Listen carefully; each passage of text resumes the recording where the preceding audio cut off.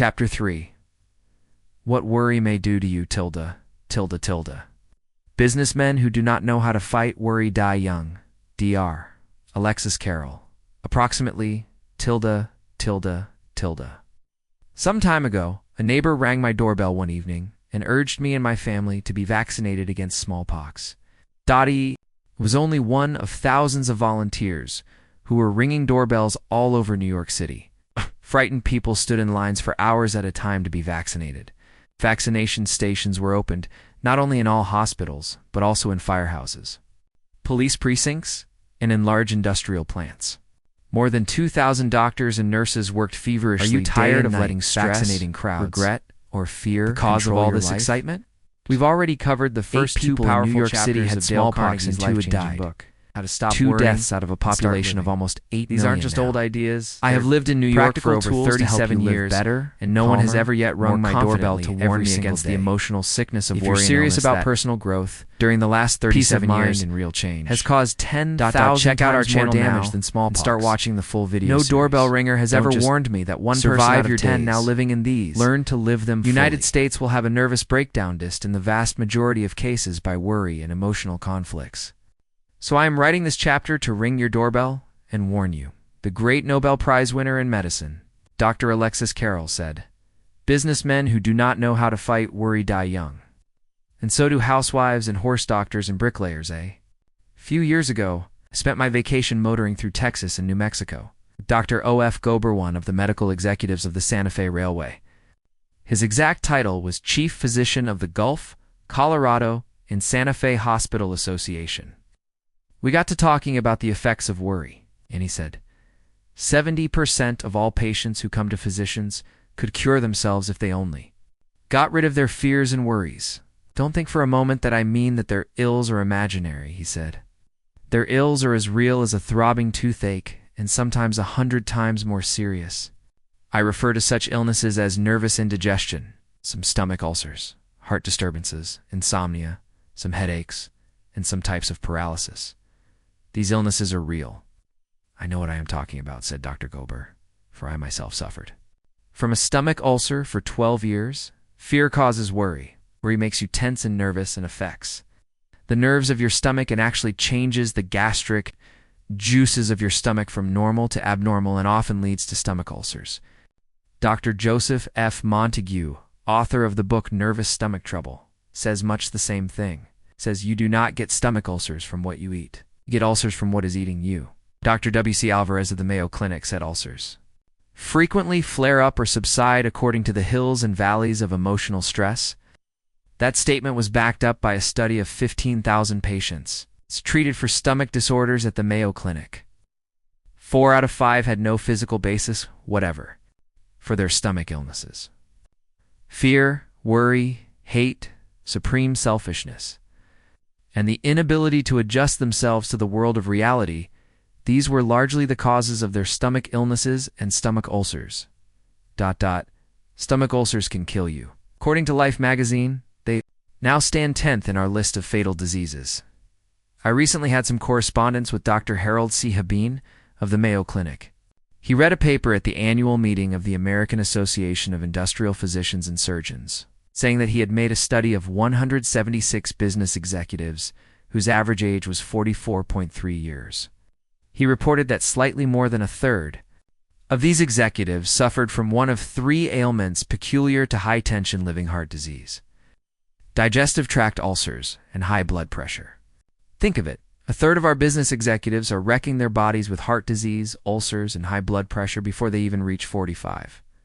What price success? They aren't even buying success. Can any man possibly be a success who is paying for business advancement with stomach ulcers and heart trouble? What shall it profit a man if he gains the whole world and loses his health? Even if he owned the whole world, he could sleep in only 1 bed at a time and eat only 3 meals a day. Even a ditch digger can do that, and probably sleep more soundly, and enjoy his food more than a high-powered executive. Frankly, I would rather be a sharecropper down in Alabama with a banjo on my knee than wreck my health at 45 by trying to run a railroad or a cigarette company. And speaking of cigarettes, the best known, cigarette manufacturer in the world, recently dropped dead from heart failure. While trying to take a little recreation in the Canadian woods, he amassed millions and fell dead at 61, probably traded years of his life for what is called business success. In my estimation, the cigarette executive with all his millions was not half as successful as my father, a Missouri farmer, who died at 89 without a dollar. The famous Mayo brothers declared that more than half of our hospital beds are occupied by people with nervous troubles. Yet, when the nerves of these people are studied under a high-powered microscope in a post-mortem examination, their nerves in most cases are apparently as healthy as the nerves of Jack Dempsey. Their nervous troubles are caused not by a physical deterioration of the nerves, but by emotions of futility, frustration, anxiety, worry, fear, defeat, despair. Plato said that the greatest mistake physicians make is that they attempt to cure the body without attempting to cure the mind. Yet the mind and body are one and should not be treated separately. It took medical science 2,300 years to recognize this great truth. We are just now beginning to develop a new kind of medicine called psychosomatic medicine, medicine that treats both the mind and the body. It is high time we were doing that, for medical science has largely wiped out the terrible diseases caused by physical germs, diseases such as smallpox, cholera, yellow fever, and scores of other scourges that swept untold millions into untimely graves. But medical science has been unable to cope with the mental and physical wrecks caused, not by germs, but by emotions of worry, fear, hate, frustration, and despair. Casualties caused by these emotional diseases are mounting and spreading with catastrophic rapidity. Doctors figure that 1 American in every 20 now alive will spend a part of his life in an institution for the mentally ill. 1 out of every 6 of our young men, called up by the draft in the Second World War, was rejected as mentally diseased or defective. What causes insanity? No one knows all the answers. But it is highly probable that in many cases fear and worry are contributing factors. The anxious and harassed individual who is unable to cope with the harsh world of reality breaks off all contact with his environment and retreats into a private dream world of his own making. And this solves his worry problems. As I write, I have on my desk a book by Dr. Edward Podolsky entitled Stop Worrying and Get Well. Here are some of the chapter titles in that book. What worry does to the heart. High blood pressure is fed by worry. Rheumatism can be caused by worry. Worry less for your stomachs. Sake how worry can cause a cold worry, and the thyroid, the worrying diabetic. Another illuminating book about worry is Lion Against Himself by Dr. Carl Menninger, one of the Mayo brothers of psychiatry.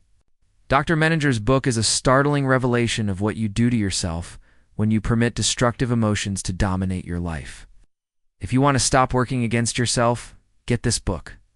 Read it. Give it to your friends. Dollars and is one of the best investments you can make in this life. Worry can make even the most stolid person ill. General Grant discovered that during the closing days of the Civil War, the story goes like this. Grant had been besieging Richmond for 9 months.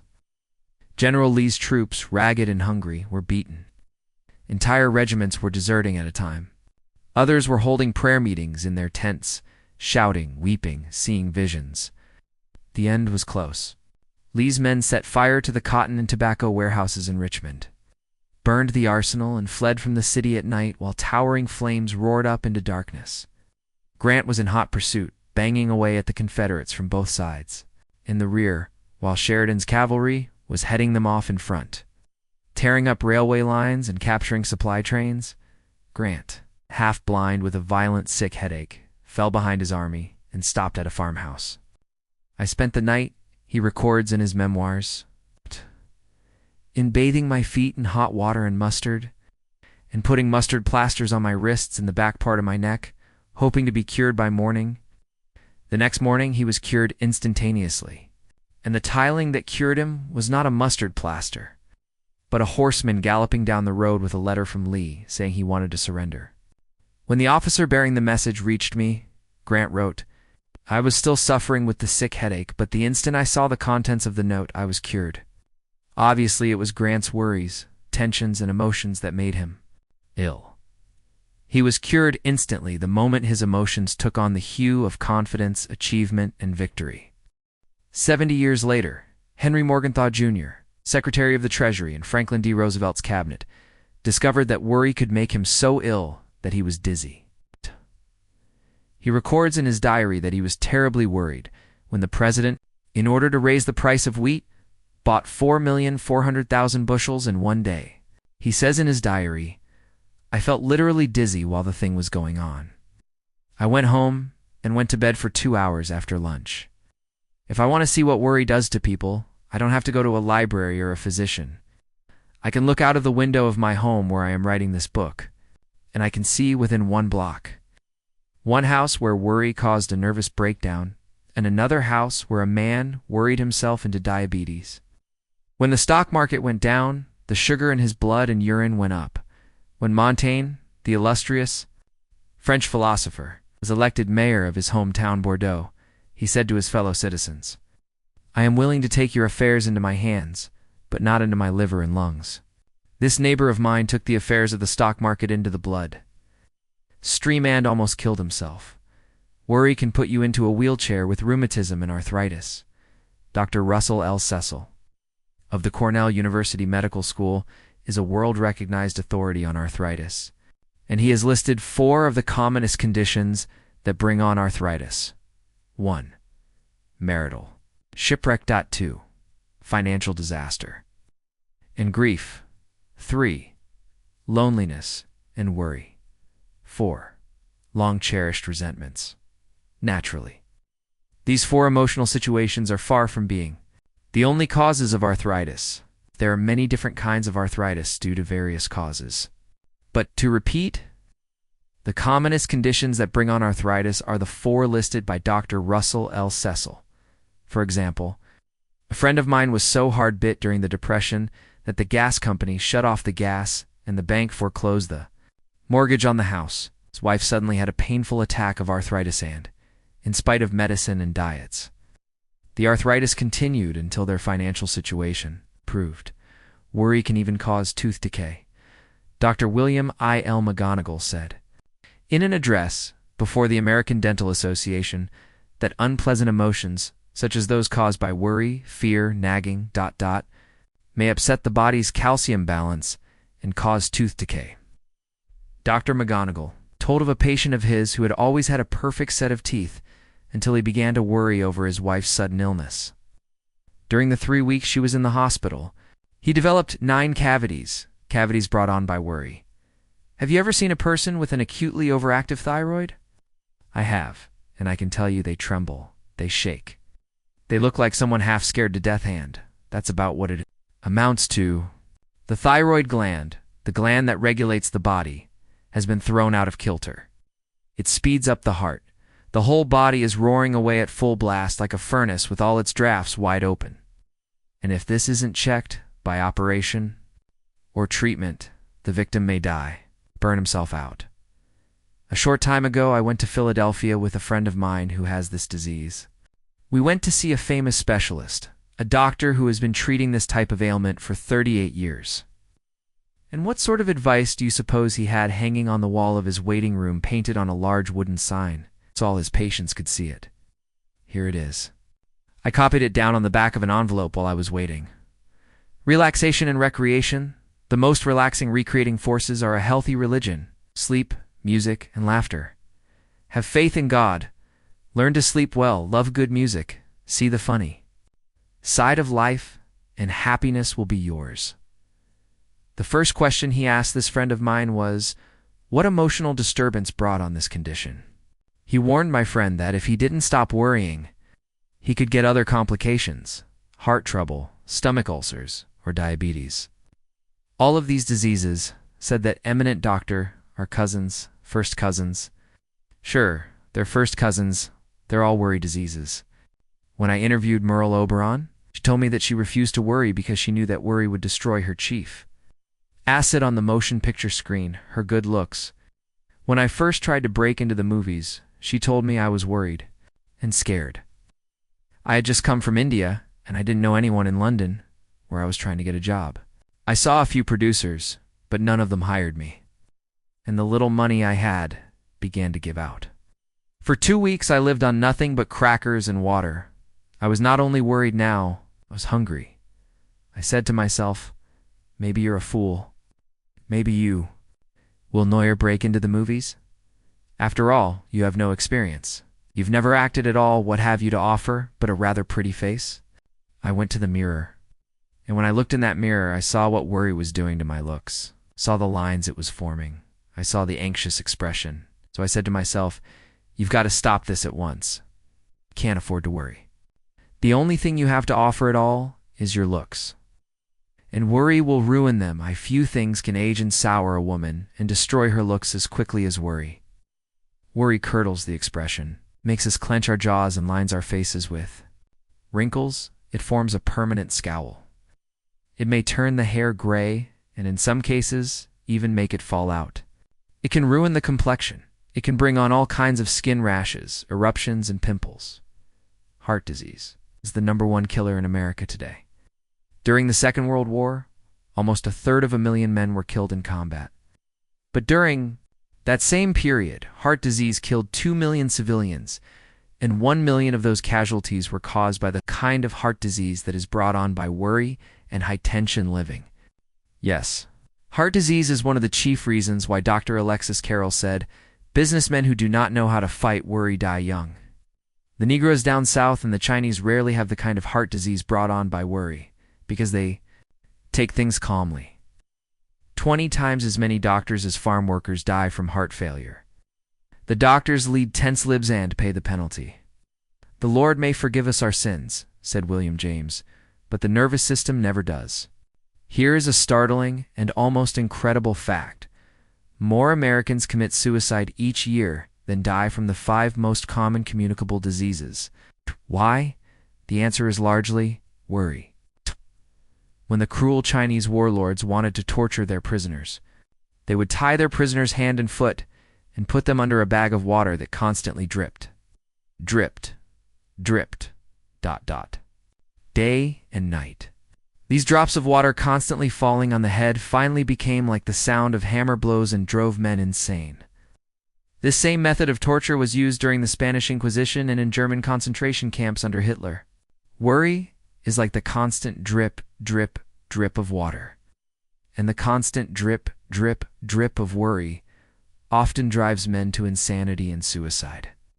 When I was a country lad in Missouri, I was half scared to death by listening to Billy Sunday describe the hellfires of the next world. But he never ever mentioned the hellfires of physical agony that worriers may have here and now. For example, if you are a chronic worrier, you may be stricken someday with one of the most excruciating pains ever endured by man, angina pectoris. Boy, if that ever hits you, you will scream with agony. Your screams will make the sounds in Dante's Inferno sound like babes in Toyland. You will say to yourself then, oh God, if I can ever get over this, I will never worry about anything ever. If you think I am exaggerating, ask your family physician. Do you love life? Do you want to live long and enjoy good health? Here is how you can do it. I am quoting Dr. Alexis Carrel again. Hesod. Those who keep the peace of their inner selves in the midst of the tumult of the modern city are immune from nervous diseases. Can you keep the peace of your inner self in the midst of the tumult of a modern city? If you are a normal person, the answer is yes. Emphatically yes. Most of us are stronger than we realize. We have inner resources that we have probably never tapped, as Thoreau said in his immortal book Walden. I know of no more encouraging fact than the unquestionable ability of man to elevate his life by a conscious endeavor. If one advances confidently in the direction of his dreams and endeavors to live the life he has imagined, he will meet with a success unexpected in common hours. Surely many of the readers of this book have as much willpower and as many inner resources as Olga K. Jarvie has. Her address is Box 892, Coeur d'Alene, Idaho. She discovered that under the most tragic circumstances she could banish worry. I firmly believe that you and I can also if we apply the old truths discussed in this volume. Here is Olga K. Jarvie's story as she wrote it for me. 8.5 years ago. I was condemned to die a slow, agonizing death of cancer. The best medical brains of the country, the Mayo brothers, confirmed the sentence. I was at a dead end. Street the ultimate gaped at me. I was young. I did not want to die. In my desperation, I phoned my doctor at Kellogg and cried out to him the despair in my heart. Rather impatiently, he upbraided me. What's the matter, Olga? Haven't you any fight in you? Sure, you will die if you keep on crying. Yes, the worst has overtaken you. Okay, face the facts. Quit worrying one, and then do something about it. Right then and there I took an oath so solemn that the nails sank de pinto my flesh and cold chills ran down my spine. I am not going to worry. I am not going to cry. And if there is anything to mind over matter, I am going to win. I am going to live. The usual amount of X-ray in such advanced cases where they cannot apply radium is 10.5 minutes a day for 30 days. They gave me X-ray for 14.5 minutes a day for 49 days. And although my bones stuck out of my emaciated body like rocks on a barren hillside, and although my feet were like lead, I did not worry. Not once did I cry. I smiled. Yes, I actually forced myself to smile. I am not so foolish as to imagine that merely smiling can cure cancer, but I do believe that a cheerful mental attitude helps the body fight disease. At any rate, I experienced one of the miracle cures of cancer. I have never been healthier than in the last few years. Thanks to those challenging, fighting words of Dr. McCaffrey, face the facts, quite worrying. Then do something about it. I am going to close this chapter by repeating its title, the words of Dr. Alexis Carrel. Businessmen who do not know how to fight worry die young. The fanatical followers of the Prophet Muhammad often had verses from the Quran tattooed on their breasts. I would like to have the title of this chapter tattooed on the breast of every reader of this book. Businessmen who do not know how to fight worry die young. Was Dr. Carrel speaking of you? Could be. Part 1 in a nutshell. Are you one? To avoid worry, do what Sir William Ogier did. Live in date-tight compartments. Don't stew about the future. Just live each day until bedtime. Rule 2. The next time trouble, with a capital T, comes gunning for you and backs you up in a corner, try the magic formula of Willis H. Carrier. A. Ask yourself, what is the worst that can possibly happen if I can't solve my problem? B. Prepare yourself mentally to accept the worst if necessary. C. Then calmly try to improve upon the worst which you have already mentally agreed to accept. Rule 3. Remind yourself of the exorbitant price you can pay for worry in terms of your health. Businessmen who do not know how to fight worry die young.